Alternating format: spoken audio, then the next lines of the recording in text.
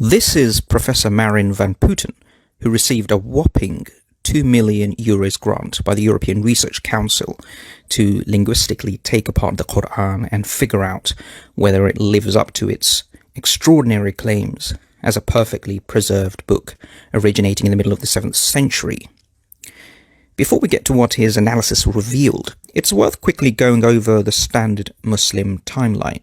This gives us a frame of reference to compare the professor's scholarship against. In 610 CE, Prophet Muhammad ﷺ receives his first revelation. In 632 CE, the Prophet ﷺ passes away and all revelation ceases. By now, the Qur'an has been entirely memorized and inscribed on various perishable material.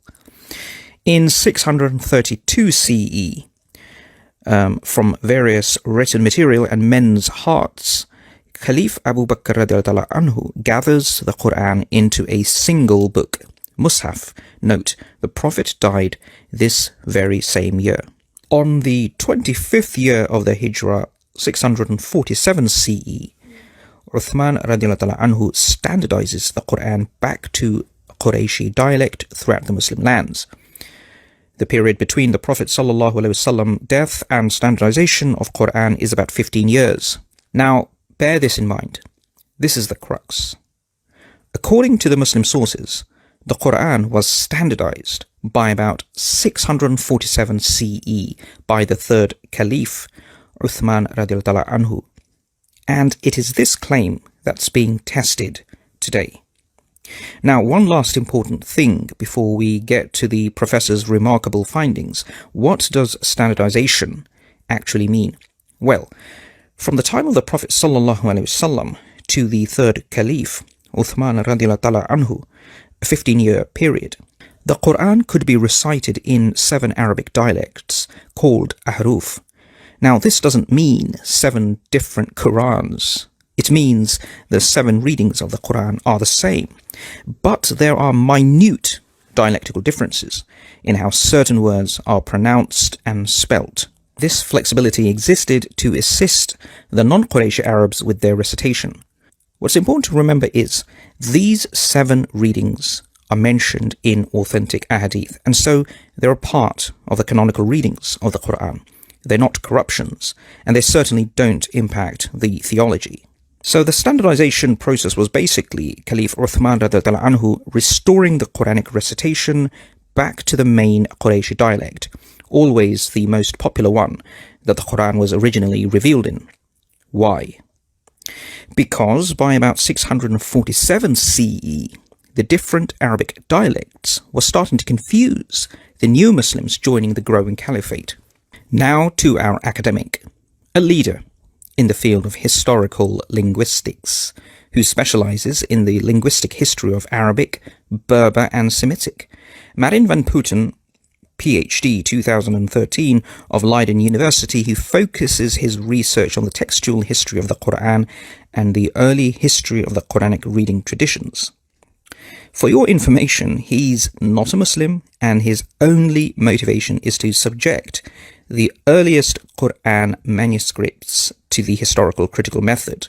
So, the €2 million question. Has the Qur'an been faithfully preserved? Because that's the bold claim Islam makes, right? Quote, "Verily, it is we who have sent down the dhikr, and surely we will guard it from corruption." But if you look at the text, really look at the text and look at the early manuscripts, not many people are looking at them. The first thing that will strike you is that how similar they are. They are extremely similar. I mean, it's really a totally different story than with the New Testament. But even with like early Hebrew Bible stuff, it's much more chaotic. You can sense the surprise in the professor's voice, can't you? In terms of what he's encountered with these manuscripts, it was clearly a surprise.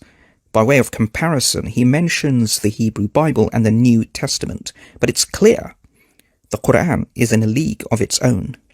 And then you look at the Quran, and it's the same thing over and over again. It's not just the same thing, like in general lines. No, it's not just down to the words, it's down to the spellings, right? Even the specific spellings. And sometimes really random spellings are copied faithfully over and over again. Sometimes a word can be spelled in two ways, but they'll always write in one place in one way and the other place in another way, and you don't get any mixing in that early manuscript. So really, scribes took the utmost care to really carefully copy these manuscripts. The professor is so taken aback by the level of meticulous attention to the process of preservation he observed in these early manuscripts. He grudgingly juggles the idea of the early Muslims doing something extraordinarily anachronistic, like a postmodern interfaith textual critique, something unheard of until the post-Enlightenment landscape of modern academia. It's like, well, is that because of an example of the text? I don't know. That is putting a lot of faith in knowledge of textual problems in the person whoever composed the Quran, which they may have, but how aware were people of these issues? Now, obviously, being an academic, working within the framework of the historical method, he can't attribute this perfect preservation to a god, no matter the extraordinary things he stumbles upon exploring the Qur'an. He has to confine his answer to an academic one. That's what he gets paid millions for. Theology just doesn't figure, I'm afraid. But the Quran does take pains to say, look, this text is in some way protected from corruption, and these previous texts were corrupted. So I think that was a kind of self-fulfilling prophecy. If the Quran says it has to be preserved, and it will be preserved, obviously followers are going to try really hard to do so, and they do. I mean, they're actually very successful at it. So now that we know that he has found the Qur'an to be faithfully transmitted between the earliest scribes, does he also find the earliest manuscripts go back to the Uthmanic recension when, according to the Muslim sources, it was standardized? And then the question kind of becomes, okay, so when was this text standardized? We have an early standard text, and so just to be clear, we have hundreds of manuscripts, and every single one of them are part of this same text type, this standard text, except for one, which we'll get to in a second as well, but I'll repeat it here as well. But all of them are the same text type, and all of them are, letter by letter, basically identical. Small changes here and there, of course, like there would always be, but it's really, really carefully controlled for, which suggests there was a common ancestor. So there was a single written text. People were not, hearing the Quran recited and writing down what they heard. No. They had a written copy, and that copy was distributed across the empire, and that was copied and copied and copied extremely carefully to the point that, there's barely any differences there. Mm-hmm. The text is identical. So the fact there are hundreds of manuscripts of the same text type, quote, identical letter by letter, suggests to him there was a common ancestor, a master text. He uses an interesting choice of words here. Quote, they had a written copy, and that copy was distributed across the empire, and that copy was copied and copied extremely carefully, so the texts are identical. The fascinating thing here is, frankly, the extraordinary thing, that's exactly the journey the Qur'an underwent according to the standard Muslim narrative. What do you know?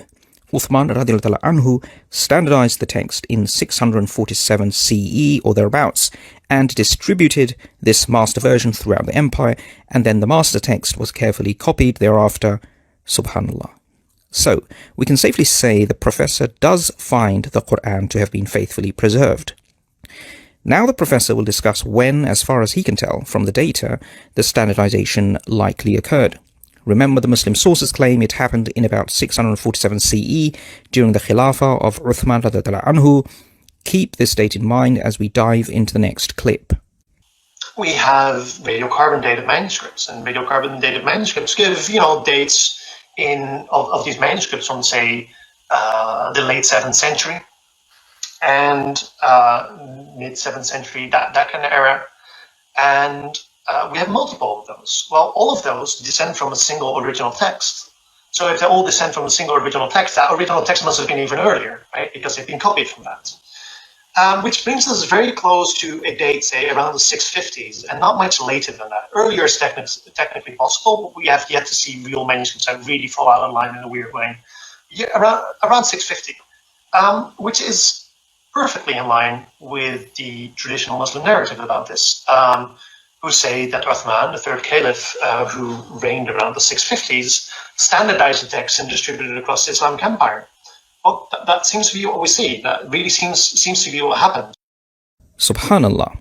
So Professor Marin van Putten is now explaining that the sheer number of identical texts and the fact that they've all been radiocarbon dated to a period between 650 and 700 CE suggests they have a common ancestor text that goes back even further into history to no later than 650 or perhaps even slightly earlier.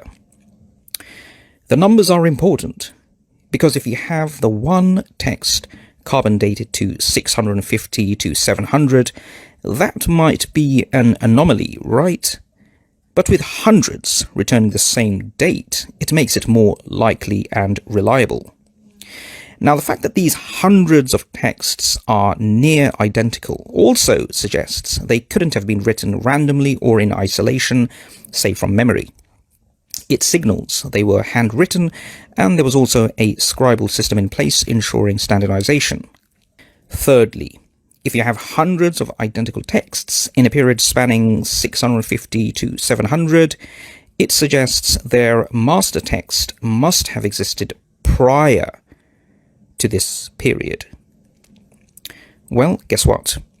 This places the standardization of the Qur'an remarkably at or just before 650 CE, which is almost precisely the same date to the year the Muslim sources claim Uthman radiallahu anhu standardized the Qur'an in 647 CE.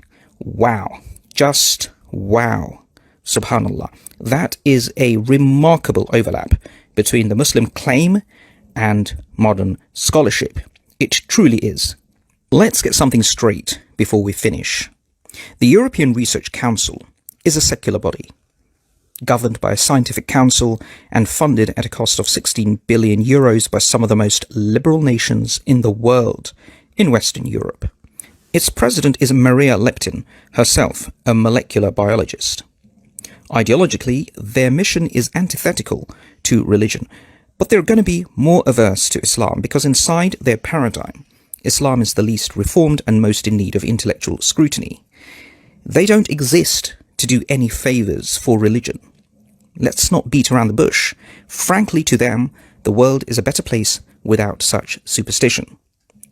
So this organization, part of the European Commission, headquartered in Brussels, paying out millions of euros to intelligent people like our star linguist, Marin van Putten, is coming with the assumption that science is the solution for pretty much every problem going.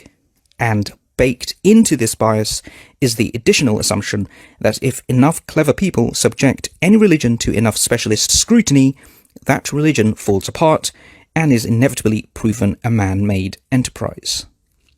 In this case, Islam, to warrant the findings the study concluded with. And what were these findings? The Islamic sources are reliable when it comes to the Quranic narrative. The Qur'an was faithfully preserved. And the Uthmanic Codex does indeed go back to Caliph Uthman, who standardized the text in about 647 CE.